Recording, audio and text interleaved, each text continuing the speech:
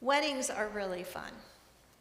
When I was a kid, I didn't get to go to many weddings. I don't know why, but I didn't go to many weddings.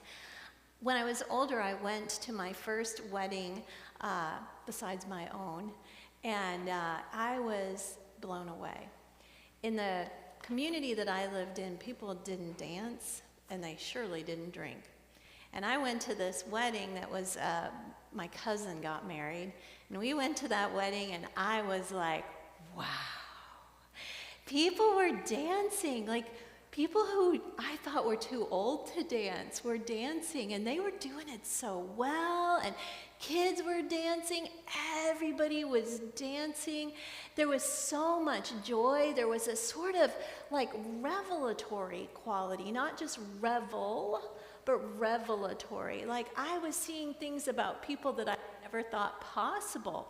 That somebody in their 80s, a couple, could get up there and just move and look like they were thinking about their grocery list, but they were completely in sync with each other.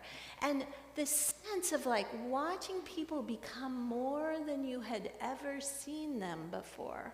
Are you resonating with that? Like a bride is a sort of revelation of this person in a whole different outfit.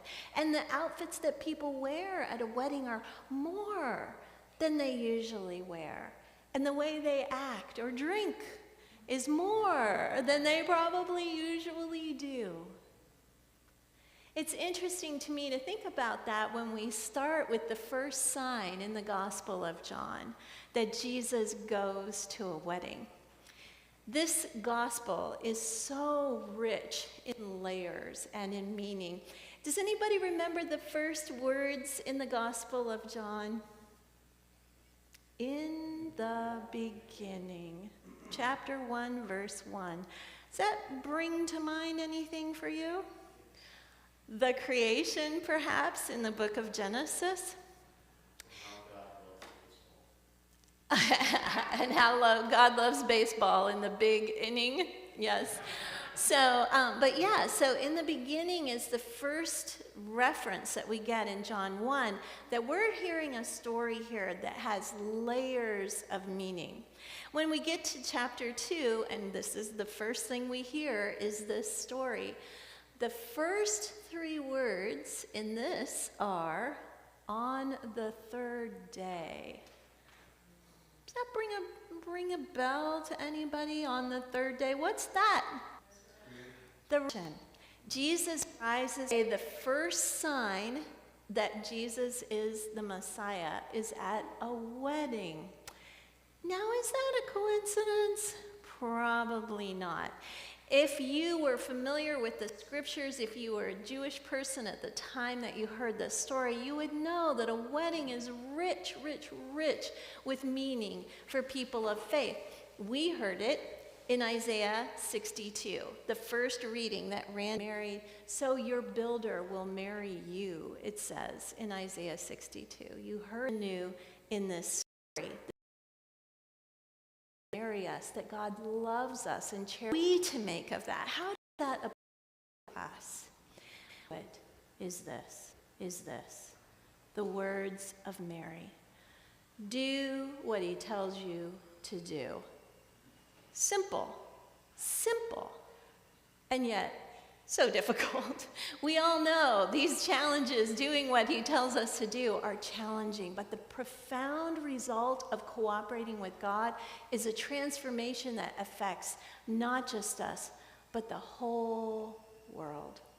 We get to be a part of that. This is our hope. This is our hope, that when we do what he tells us to do, in this moment, in 1 hour, at the end of the day, the little nudges that the Spirit gives us have the capacity to be transformational. Even if it's a little nudge inside of yourself just to give somebody a phone call. When we do that in the power of the Spirit, a simple thing can be transformative for someone else. All those little ways in which we obey by doing what the Spirit calls us to, what the words of Jesus call us to, can be transformed into abundance, into wine, into joy and hope. Because someday all of that together is leading us to this messianic feast, to this wedding feast of God, where we will be reunited and where joy will overflow, and all of those things that pull us down, that make us feel like we're at a wedding, but it's the poorest, cheapest, most pathetic wedding ever. They ran out of wine 2 hours in. I'm at that wedding right now. Maybe you're at that wedding, but so is Jesus. And Jesus went to that wedding to show the sign that it might feel like the crummiest place you've ever been, that your life might feel like that right now, but Jesus is there. Do what he tells you to do and watch what